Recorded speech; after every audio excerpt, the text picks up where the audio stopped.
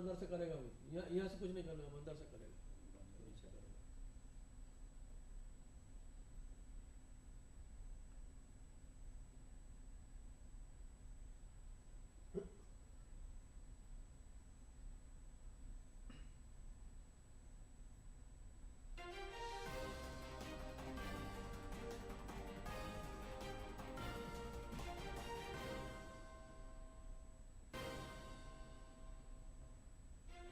प्रधानमंत्री दिल्ली में नारी शक्ति वंदन सम्मेलन में हुए शामिल। विभिन्न क्षेत्रों की प्रख्यात हस्तियों की रही मौजूदगी। महिलाओं के सशक्तिकरण पर जोर।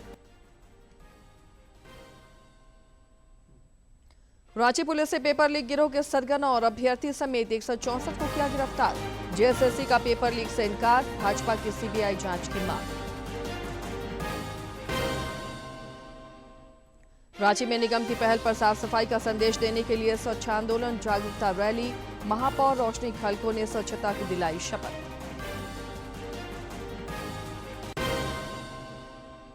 और रांची में इंडिया एथलेटिक्स सीरीज 4 का समापन। प्रतियोगियों ने दिखाया दम। हजारीबाग में योगासन स्पोर्ट्स चैंपियनशिप का आयोजन।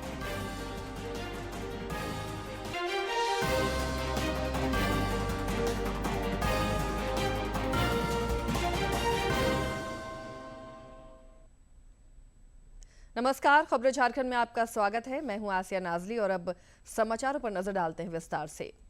प्रधानमंत्री नरेंद्र मोदी आज नई दिल्ली में नारी शक्ति वंदन सम्मेलन में शामिल हुए। इस दौरान विभिन्न क्षेत्रों की प्रख्यात हस्तियां और केंद्रीय मंत्री अन्नपूर्णा देवी समेत कई गणमान्य लोग मौजूद रहे।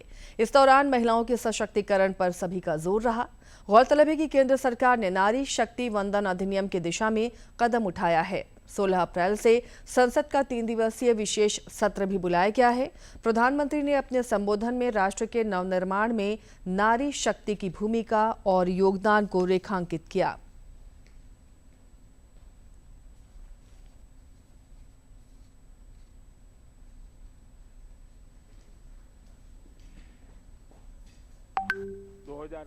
में जब नारी शक्ति वंदन अधिनियम आया था, तब भी सभी दलों ने सर्वसम्मति से इसे पास कराया था।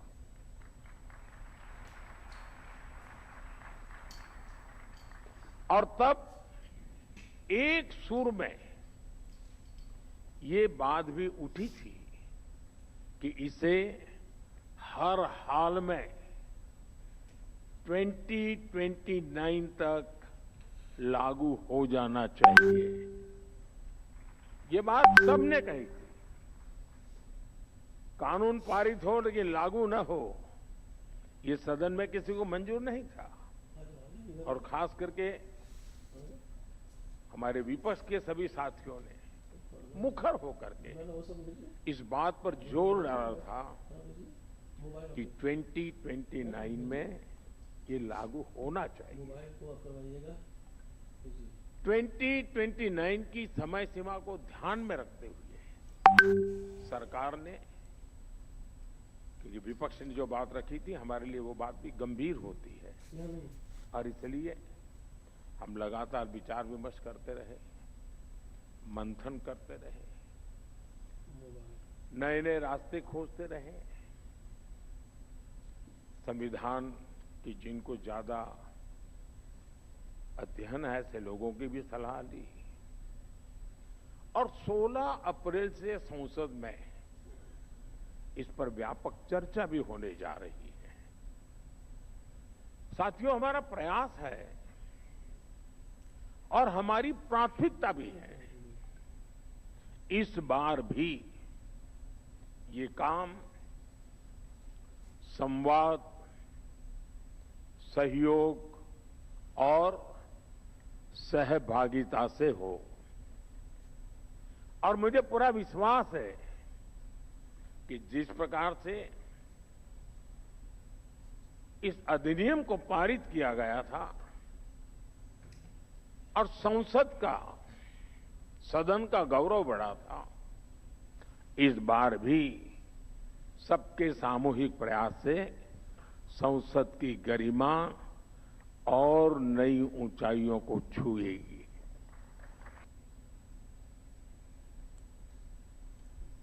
नारी शक्ति वंदन अधिनियम की दिशा में देश के बढ़ते कदम से आधी आबादी में नई ऊर्जा का संचार हुआ है। धनबाद में भाजपा महिला मोर्चा महानगर द्वारा प्रेस वार्ता आयोजित कर इस पहल की सराहना की गई। मौके पर जिला परिषद अध्यक्ष शारदा सिंह ने प्रधानमंत्री के प्रति आभार व्यक्त किया।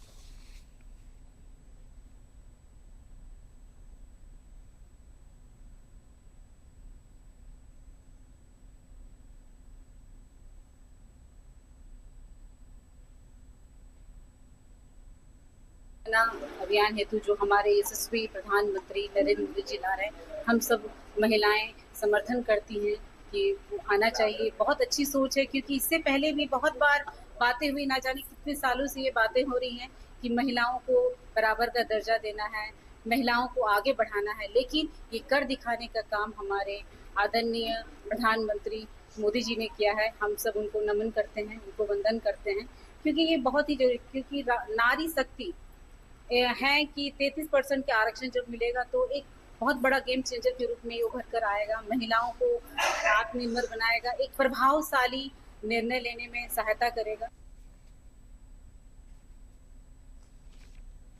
संताल परगना में भी नारी शक्ति वंदन अधिनियम को लेकर उत्साह और उत्सुकता है। महिलाओं का मानना है कि केंद्र सरकार की ये पहल महिलाओं के सशक्तिकरण की दिशा में मील का पत्थर साबित होगी। लोकसभा और राज्य विधानसभाओं में 33% आरक्षण का लाभ मिलने से आधी आबादी के नीति निर्माण में भागीदारी बढ़ेगी।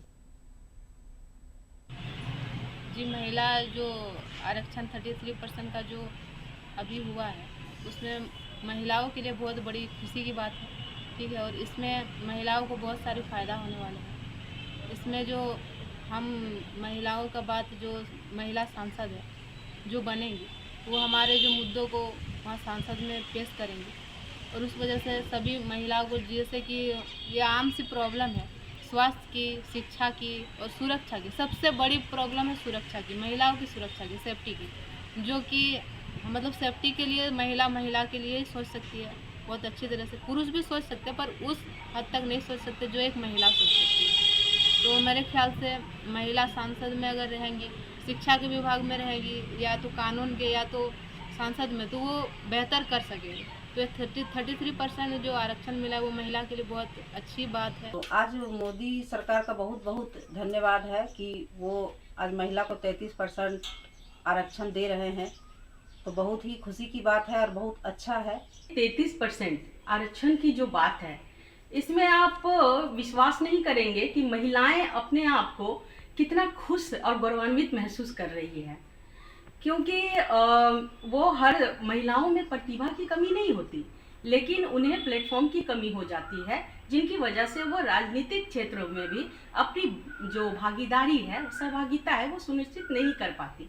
लेकिन मुझे पूरा विश्वास है कि मोदी जी ने यह प्रस्ताव नारी वंदन अधिनियम लाकर महिलाओं को सशक्त बनाने का काम किया है। 33% आरक्षण का जो बात चल रहा है, मेरे हिसाब से ये बहुत अच्छा होगा महिलाओं के लिए। जैसे महिला आपस में अपना जो, जैसे मान लिया कि कोई महिला सांसद या विधायक बनती है, तो उसमें कम से कम वो अपने साथ साथ अपने क्षेत्र का जितना भी लेडीज सब है, जितनी महिलाएं हैं, उस सबको भी प्रेरित करेंगी, ऊपर से आगे बढ़ने का भी सलाह देंगी। पड़ोसी राज्य बिहार में सत्ता परिवर्तन की सुगबुगाहट है। मुख्यमंत्री नीतीश कुमार राज्यसभा की सदस्यता की शपथ ले चुके हैं। अब माना जा रहा है कि वो मुख्यमंत्री पद से इस्तीफा दे देंगे, जिसके बाद किसी नए चेहरे की बिहार में मुख्यमंत्री के तौर पर ताजपोशी होगी। भाजपा ने केंद्रीय मंत्री शिवराज सिंह चौहान को विधायक दल के नेता के चयन के लिए पर्यवेक्षक बनाया है। और बिहार में एनडीए की नई सरकार के गठन की तैयारियां शुरू हो गई हैं। भारतीय जनता पार्टी ने शिवराज सिंह चौहान को बड़ी जिम्मेदारी दी है। विधायक दल के नेता के चुनाव के लिए केंद्रीय मंत्री शिवराज सिंह चौहान को पार्टी ने केंद्रीय पर्यवेक्षक नियुक्त किया है। शिवराज सिंह चौहान कल पटना पहुंचेंगे और इसी दिन मुख्यमंत्री नीतीश कुमार ने भी सुबह 11 बजे कैबिनेट की बैठक बुलाई है। बताया जा रहा है कि इसके बाद सीएम नीतीश कुमार इस्तीफा देंगे और फिर एनडीए विधायक दल की बैठक में विधायक दल का नेता चुना जाएगा। बताया जा रहा है कि 15 तारीख को बिहार के नए मुख्यमंत्री का शपथ ग्रहण हो सकता है। हालांकि सीएम हाउस में बैठकों का दौर जारी है। उप मुख्यमंत्री सम्राट चौधरी से लेकर तमाम नेता नीतीश कुमार से मुलाकात करने पहुंच रहे हैं। रांची पुलिस ने पेपर लीक गिरोह के अंतर्राज्यीय गिरोह का पर्दाफाश किया है। उत्पाद सिपाही प्रतियोगिता मुख्य परीक्षा से ठीक पहले पुलिस ने गुप्त सूचना के आधार पर तमाड़ के रड़गांव से गिरोह के सरगना और 159 अभ्यर्थी समेत 164 लोगों को गिरफ्तार किया है। रांची के वरीय पुलिस अधीक्षक राकेश रंजन ने बताया कि रड़गांव में एक अर्धनिर्मित मकान में अभ्यर्थियों को एकत्रित कर संभावित प्रश्न पत्र रटवाने की तैयारी चल रही थी। गुप्त सूचना पर गिरोह के सदस्य और अभ्यर्थी पकड़े गए।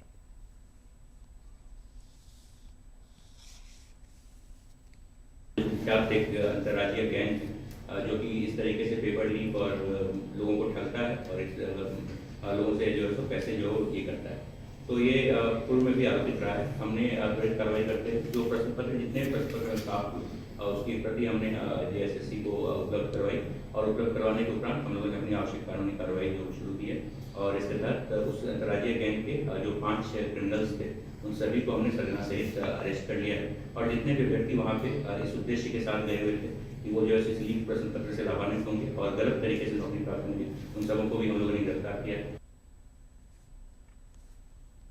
इधर झारखंड कर्मचारी चयन आयोग JSSC के अध्यक्ष प्रशांत कुमार ने उत्पाद सिपाही प्रतियोगी मुख्य परीक्षा में पेपर लीक से इनकार किया है। उन्होंने बताया कि यह मामला ठगी का है। JSSC अध्यक्ष ने बताया कि जांच में यह भी खुलासा हुआ कि अभ्यर्थियों से 15 लाख रुपए की डील हुई थी। उन्होंने कहा कि पकड़े गए सभी 159 अभ्यर्थियों को आयोग की परीक्षाओं से डीबार किया जाएगा।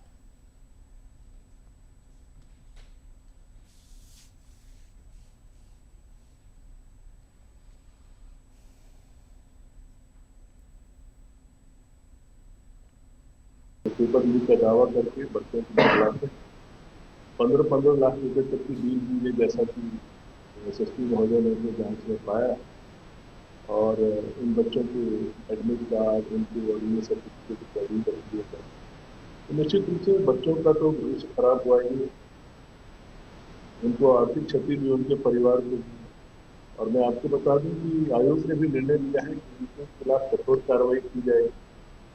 हमारी जो झारखंड प्रतियोगिता परीक्षा अधिनियम 2023 इसके तहत निश्चित रूप से कार्रवाई की जाएगी। प्लस ये सभी 159 बच्चों को हम लोग भविष्य में जितने भी JSSC के एग्जाम होंगे सभी संख्या को डिबार करने की कार्रवाई करें।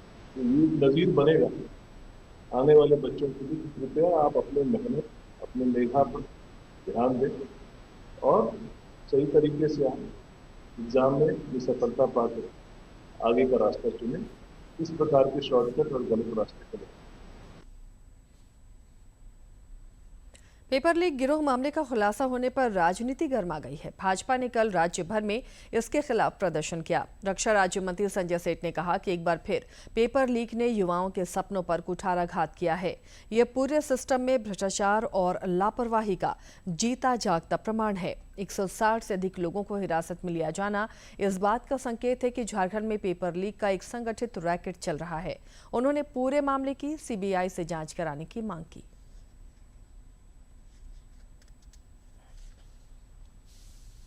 सिमडेगा में पुलिस ने एक हत्या मामले का खुलासा करते हुए आरोपी को गिरफ्तार कर लिया है। अनुमंडल पुलिस पदाधिकारी बैजू राम ने बताया कि पाकर टांड़ थाना क्षेत्र में मवेशी को लेकर विवाद के क्रम में एक व्यक्ति की हत्या कर दी गई थी।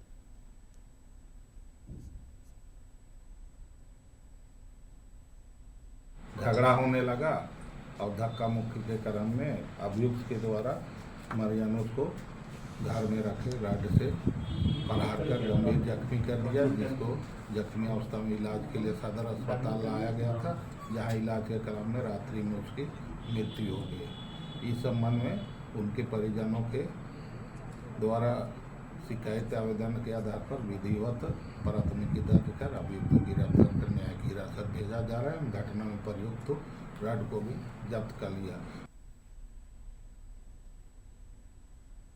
रांची नगर निगम की पहल पर राजधानी में स्वच्छ आंदोलन जागरूकता रैली का आयोजन किया गया। रैली में शामिल लोगों ने साफ सफाई का संदेश दिया। महापौर रोशनी खलखो ने स्वच्छता की शपथ दिलाई। इस दौरान उन्होंने लोगों से हर सप्ताह स्वच्छता को लेकर 2 घंटे श्रमदान करने की अपील भी की। मैं स्वयं स्वच्छता के प्रति सजग रहूंगी। और उसके लिए समय दूंगी। हर वर्ष 100 घंटे यानी हर सप्ताह 2 घंटे श्रमदान करके स्वच्छता के इस संकल्प को चरितार्थ करूंगी। मैं न गंदगी करूंगी, न किसी और को करने दूंगी।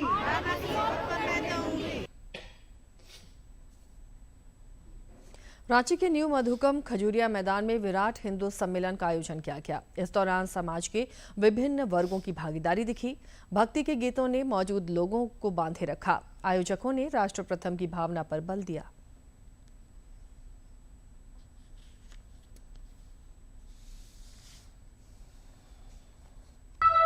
इसका संघ का शताब्दी वर्ष चल रहा है, 100 वर्ष पूरे हुए हैं। इसमें कोई बड़ा कार्यक्रम नहीं करते हुए बस्ती से मोहल्ले बस्ती में ये इस प्रकार से हिंदू सम्मेलन करने की योजना है पूरे देश भर में। रांची में भी इस तरह से जो अपने पूरे महानगर को हमने 16 भाग में बांटा है, उस हर एक नगर के अंदर जो 10-10 बस्ती है, उन सब बस्तियों में इस प्रकार से हिंदू सम्मेलन करने की योजना है, जिसके तहत आज ये जो मधुकम बस्ती है, यहाँ पर आज भी हम लोग आए हैं। प्रत्येक बस्तियों में विराट हिंदू सम्मेलन आयोजित हो रही है।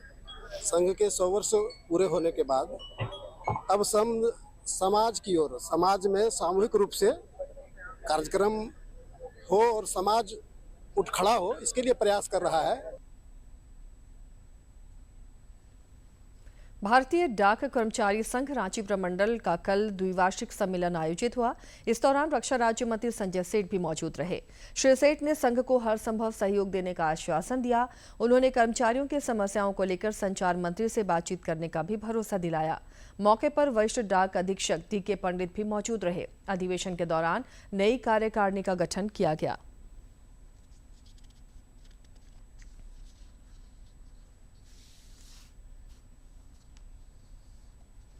दिवंगत आशा भोसले का आज मुंबई के शिवाजी पार्क में पूरे राजकीय सम्मान के साथ अंतिम संस्कार होगा।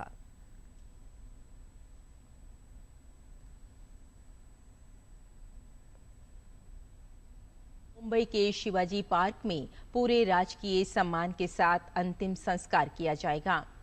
महान गायिका के अंतिम दर्शन के लिए उनके पार्थिव शरीर को लोअर परेल स्थित कासा ग्रैंड आवास पर रखा गया है। राज्य के सांस्कृतिक कार्य मंत्री आशीष शेलार ने पुष्टि की है कि इस दुखद मौके पर सरकार की ओर से राजकीय सम्मान की पूरी व्यवस्था की गई है। इससे पहले महाराष्ट्र के मुख्यमंत्री देवेंद्र फडणवीस समेत कई मंत्रियों ने उनके आवास पर पहुंचकर उन्हें नम आंखों से विदाई दी। पद्म विभूषण से सम्मानित 92 वर्षीय गायिका का रविवार को मुंबई के ब्रीच कैंडी अस्पताल में निधन हो गया था, जिसके बाद से पूरे देश में भारी शोक की लहर है। द रेत कलाकार सुदर्शन पटनायक ने पूरी तट पर अपनी रेत कला के माध्यम से आशा भोसले को श्रद्धांजलि अर्पित की है। सुदर्शन पटनायक ने ओडिशा के पुरी समुद्र तट पर गायिका आशा भोसले को अपनी अनूठी श्रद्धांजलि अर्पित की है। सुदर्शन पटनायक ने पुरी बीच की रेत पर 20 फीट लंबी एक भव्य वीणा की कलाकृति बनाकर स्वर कोकिला को याद किया है। आपको बता दें कि प्रसिद्ध पार्श्व गायिका आशा भोसले का कल मुंबई में 92 वर्ष की आयु में निधन हो गया था।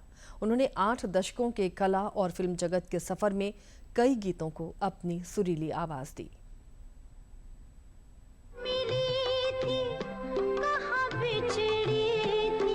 शोक गीतों से लेकर उदासी भरे नगमों तक और पॉप से लेकर गजलों तक हर विधा के संगीत को अपने सुरों से अमर करने वाली आशा भोसले के निधन के साथ ही भारतीय संगीत की वो बहुरंगी आवाज खामोश हो गई, जिसने पीढ़ियों तक श्रोताओं के दिलों पर राज किया।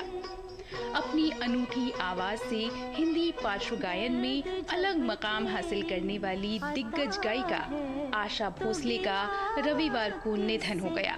वो 92 वर्ष की थी। आशा भोसले ने करीब 7 दशक तक हिंदी पार्श्व गायन को अपने सुरों से समृद्ध किया और एक ऐसे भारत की पहचान बनी जो बदलते समय के साथ दुनिया से कदम ताल कर रहा था। रविवार को मुंबई के ब्रीच कैंडी अस्पताल में अंतिम सांस लेने वाली आशा भोसले की बहुरंगी आवाज ने एक ओर जहां श्रोताओं को आजा आजा जैसे जोशीले गीत पर थिरकने को मजबूर किया, तो दूसरी ओर जुस्तजू जिसकी थी जैसे शास्त्रीय विधा वाले गीतों के साथ उन्हें भावनाओं की गहराई में उतारा। उन्होंने दोनों तरह के गीतों को समान सहजता से निभाया। आशा भोसले को संगीत की दुनिया में केवल उनके लंबे सफर ने सबसे अलग नहीं बनाया, बल्कि हर दौर में खुद को समय के अनुसार नए सिरे से गढ़ लेने की उनकी अद्भुत क्षमता ने उन्हें अलग पहचान दिलाई। ब्लैक एंड व्हाइट सिनेमा से लेकर वैश्विक मंचों तक, ग्रामोफोन रिकॉर्ड से लेकर स्ट्रीमिंग के दौर तक उन्होंने अपनी आवाज को समय के अनुसार लगातार नया रूप दिया और इसी वजह से हर पीढ़ी में प्रासंगिक बनी रही। उन्होंने करीब 12,000 गीत गाए, जिनमें से ज्यादातर हिंदी में थे, लेकिन उन्होंने इसके अलावा लगभग 20 अन्य भाषाओं में भी गीतों को आवाज दी। आशा जी ने मात्र 10 साल की उम्र में अपना पहला गीत रिकॉर्ड किया। ये 1943 में फिल्म माझा बाल के लिए गाया मराठी गीत चला चला नवबाला था। उन्होंने 1948 में चुनरिया के लिए सावन आया गीत के साथ हिंदी फिल्म गायन के क्षेत्र में कदम रखा। उनकी आवाज में मादकता भी थी, शरारत भी, विद्रोह भी था, प्रेम भी और दर्द भी, लेकिन हर बार उसमें भावों की गहराई थी। उन्हें कई राष्ट्रीय फिल्म पुरस्कार, अनेक फिल्म फेयर पुरस्कार, भारतीय सिनेमा के सर्वोच्च सम्मान दादा साहेब फाल्के पुरस्कार और पद्म विभूषण से सम्मानित किया गया। खुद को लगातार नए रूप में ढालती रहने वाली आशा ने सोशल मीडिया पर भी अपनी पहचान बनाई। और यही थी आशा भोसले, एक ऐसी कलाकार जिसने अपनी शख्सियत और अपने गीतों में जीवन के प्रति गहरा प्रेम समेटे रखा। ऐसा प्रेम जिसमें उल्लास भी था, पीड़ा भी थी, मिठास भी थी, कसक भी थी, अपनापन भी था और समय के साथ मिलकर आगे बढ़ने का साहस भी। उनके जाने से भारतीय संगीत का एक पूरा युग मौन हो गया। Bureau report, TT news.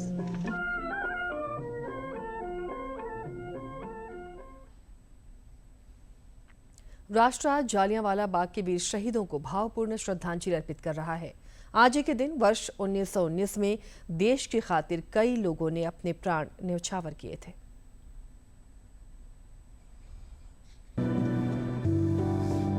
अप्रैल 1919 के वे 10 मिनट भारतीय स्वतंत्रता संग्राम की सत्य गाथा बन गए, लेकिन मानवता के इतिहास में एक अमिट काला धब्बा, जिससे इंसानियत हमेशा हमेशा के लिए शर्मिंदा हो गई। 3 तरफ से मकानों से घिरे जलियांवाला बाग में 20 से 25 हजार निहत्थे लोगों की भीड़ पर 10 मिनट तक लगातार गोलियां चलती रहीं। गोलियां चलाने वाले थक गए, लेकिन क्रूर और बदले की आग में जल रहे वहशी जनरल डायर की आत्मा बच्चे, बूढ़े, महिलाओं और निर्दोष लोगों की लाशों को देखकर भी नहीं पिघली।